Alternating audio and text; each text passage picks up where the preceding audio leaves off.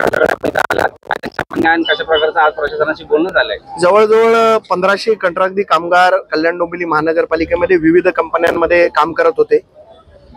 Sumit company आल्यापासून याच्यातले जवळजवळ 850 ते 900 मुलं ज्यांना कामावरनं कमी करण्यात आलं होतं त्यांना कामावर घेण्यात आलं नव्हतं. या कंत्राटी कामगारांनी आज इथे काम बंद आंदोलन पुकारलं होतं आणि त्याच्यासाठी त्यांनी मला संपर्क साधला. मी कल्याण डोंबिवली महानगरपालिकेचे आयुक्त अभिनव गोयल साहेब, त्याचबरोबर बोरकर साहेब, हर्षल गायकवाड यांना संपर्क साधला आणि आयुक्त असतील किंवा महापालिकेचे अधिकारी असतील यांचा एक पॉझिटिव्ह रिप्लाय की या सर्व कामगार जे आज बाहेर आहेत त्यांना आम्ही 15 ऑगस्टच्या काम करणारी गेल्या 8 वर्षापासून कोविडमध्ये काम करणारे माझे कामगार आहेत. यांना कुठेही तरी नवीन कंपनी आली म्हणून रस्त्यावर काढणं योग्य नाही आणि माझा तर ठाम आरोप आहे की यांच्याकडनं काही दलालांनी 50-50 हजार रुपये तुमच्याकडनं आम्हाला द्या तेव्हाच तुम्हाला कामावर लावू असं देखील यांना सांगितलं होतं. आणि मी आज तुमच्या माध्यमातून सगळ्यांना सांगू इच्छितो की कोणालाही 1 रुपये कामावर लागण्यासाठी द्यायची गरज लागणार नाही असं आश्वासन महापालिकेने आणि सुमित कंपनीने देखील दिलेलं आहे. त्या कामगारांना कसं वेटीस धरला जात होतो आणि 50-50 हजार रुपयाची डिमांड केली जात होती, तर आज ते आयुक्तांनी सगळे हे खारिज केलेलं आहे. कुठलीही 1 रुपये कोणाला द्यायची गरज लागणार नाही आणि या सगळ्या कामगारांना 15 ऑगस्टच्या आत पूर्णपणे या कंपनीमध्ये कामाला घेतलं जाईल. पैसे मागणारे दलाल आहेत. हे दलाल कंपनीचे काही लोक होते पण कंपनीने आता त्यांना बाजूला केलेलं असं आम्हाला सांगितलेलं आहे. परंतु परत जर आमच्या कानावर आला तर त्यांना शिवसेना स्टाईलने प्रसाद मिळेल. जे कामगारांकडनं पैसे मागतील त्यांना 1-2 महिन्याचा पगार थकलेला आहे त्याबाबत जे जुन्या कंपनीमध्ये जुन्या कॉन्ट्रॅक्टरकडे काही लोकांचा पगार थकलेला आहे त्याच्यासाठी बोरकर साहेबांशी माझं बोलणं झालेलं आहे आणि त्यांचाही पगार लवकरच मिळेल अशी अपेक्षा आम्हाला आहे. तर यापूर्वी जे आयुक्तांवरून चर्चा झाली होती, तुम्ही सांगितलं होतं की शहराच्या स्वच्छतेमध्ये कुठलेही राजकारण आणलं जाणार नाही, आम्ही महापालिका प्रशासनाच्या सोबत असतो.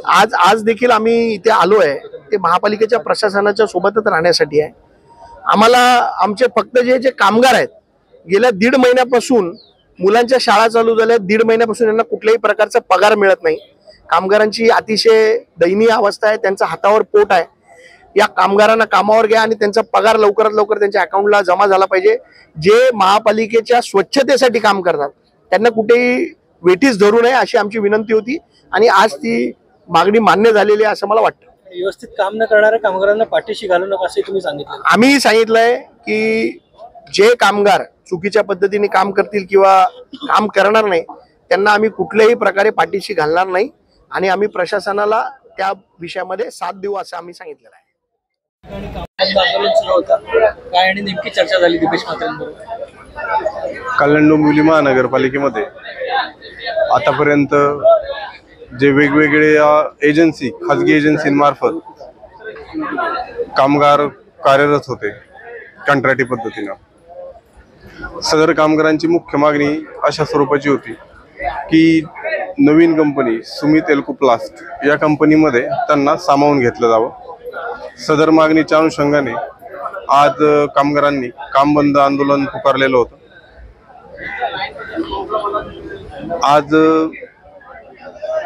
आजच्या या आंदोलनाच्या वेळी सुमित एल्कोप्लास्ट या कंपनीचे संबंधित अधिकारी देखील उपस्थित होते आणि सर्व कामगारांना कंपनीच्या वतीनं आश्वासित करण्यात आलेलं आहे की जे कर्मचारी 1 वर्षापेक्षा अधिक कालावधीपासून कार्यरत असतील त्यांना कंपनी ऑनबोर्ड करणार आहे.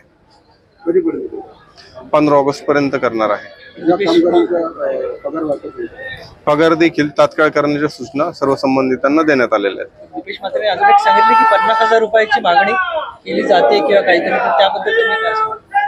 सदर अनुषंगाने महापालिकेच्या वतीने देखील आवाहन करण्यात येत आहे की अशा प्रकारे कोणत्याही प्रकारे पैशांची मागणी केल्या गेल्यास आपण तात्काळ पोलीस ठाण्यात गुन्हा दाखल करावा, तसेच महापालिकेला अवगत करावं. महापालिकेच्या वतीने देखील सदर प्रकरणात गुन्हा दाखल करण्यात येईल.